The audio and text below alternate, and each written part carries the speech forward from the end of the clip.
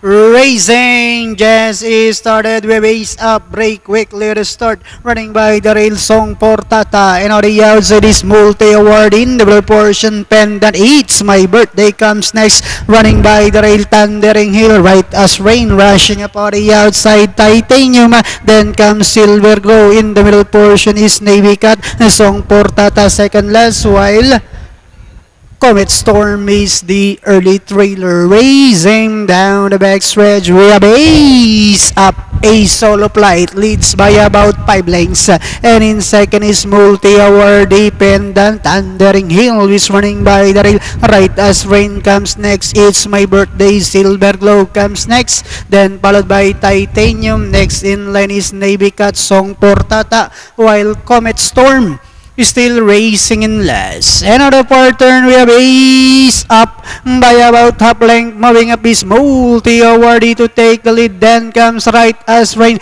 pendant, Silver Glow. Likewise arriving at the scene, Thundering Hill comes next. Then followed by It's My Birthday. And they are now entering the home stretch. We have multi-awardee this time by about 4 lengths. And in second, Silver Glow.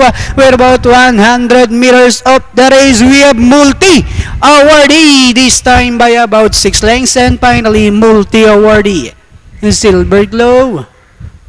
Thundering Hill, then comes ace up, close pendant, It's My Birthday, Comet Storm.